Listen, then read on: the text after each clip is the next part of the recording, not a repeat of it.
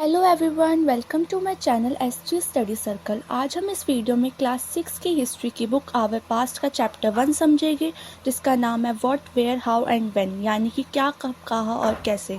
इस चैप्टर में total 7 topics हैं, तो चलो शुरू करते हैं। पहला टॉपिक है डेफिनेशन ऑफ हिस्ट्री, यानी कि इतिहास की परिभाषा।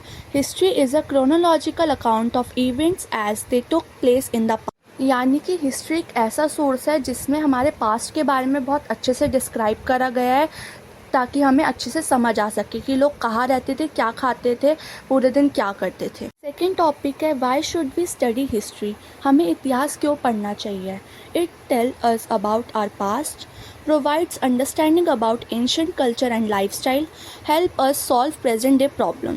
जैसे कि मैंने अभी आपको बताया था कि जो हिस्ट्री है वो हमें हमारे पास्ट के बारे में बताती है, हमारे अतीत के बारे में बताती है कि लोग कहाँ रहते थे, लोगों की जीवन शैली कैसी थी, संस्कृति यानी कल्चर कैसा था, लोग क्या खाते थे।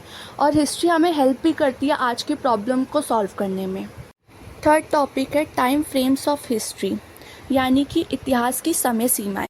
Historian use chronological sequence, birth of Jesus Christ in year 0, events before Christ are called before Christ, events after Christ's birth are called Anno Domini, timeline divided into pre history, proto history and history. यानी कि जो इतिहासकार है वो जब भी इतिहास लिखते हैं तो वो एक टाइम पीरियड को लेकर लिखते हैं, ताकि अगर कोई इतिहास समझने की कोशिश करे या पढ़े तो उन्हें ये पता चल सके कि इतिहास कब कब के समय का लिखा गया है।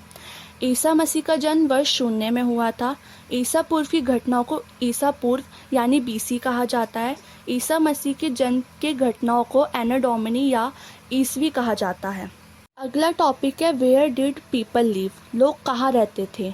People live near river valley of water, traces found near Sulaiman and Kirthar hills, traces along the Ganga, mahajanapada like Magadha, Kashi, Vajji flourished, Himalaya mountain acted as natural barrier.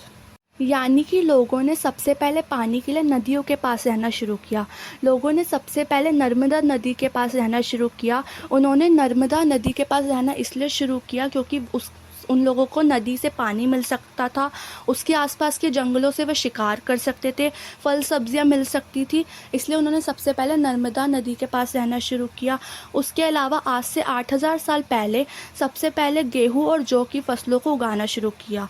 गेहूं और जौ की फसलों को सुलेमान और किरतर की पहाड़ियों के आसपास के इलाकों में उगाना शुरू किया, जो आज के समय में पाकिस्तान में है। इसके अलावा आज से 2500 साल पहले लोगों ने गंगा नदी के आसपास के इलाकों में भी रहना शुरू कर दिया था। अगला टॉपिक है how was the name India derived. इसका मतलब है कि इंडिया या भारत हमारे देश का नाम कैसे पड़ा। Country called India and Bharat, Bharat use in Rigveda, Indus river called Sindhu in Sanskrit. सबसे पहले जानते हैं हमारे देश का नाम भारत कैसे पड़ा। भारत शब्द का उपयोग उत्तर पश्चिम यानी कि नॉर्थ वेस्ट में रहने वाले लोगों के लिए किया जाता था। वहाँ पर कुछ लोगों का समूह था जिसे भारत कहा जाता था। इन समूह का वर्णन या डिस्क्राइब ऋग्वेद में भी किया गया है। कुछ समय के बाद भारत शब्द का उपयोग पूरे देश के लिए करना शुरू कर दिया गया था। हमारे देश का नाम इंडिया कैसे पड़ा। इंडिया शब्द उत्तर पश्चिम यानी कि नॉर्थ वेस्ट से आने वाले यूनानी और ईरानियों द्वारा दिया गया था। इंडिया को संस्कृत में सिंधु भी कहा जाता है, तो सिंधु नदी से हमारे देश का नाम इंडिया पड़ा। अगला टॉपिक है how do we know about the past, हम अतीत के बारे में कैसे जानते हैं। Archaeologist and historians study sources. Archaeology study of human history through excavation and analysis. Archaeological sources, monuments, artifacts, inscriptions, coins. Literary sources, religious and secular literature. यानी कि जो हमारे आर्कियोलॉजिस्ट होते हैं, पुरातत्वविद होते हैं, वो पहले के लोगों के बारे में जानकारी इकट्ठी करते हैं। उसके बाद उस जानकारी का पता लगाते हैं कि वो जानकारी सही है या नहीं, फिर वो हम तक पहुंचाते हैं।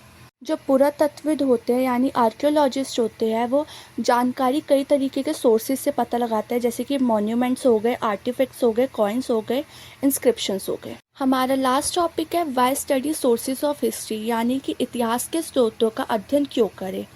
Archaeologist and historians. Archaeologist study remains of buildings, paintings and sculptures.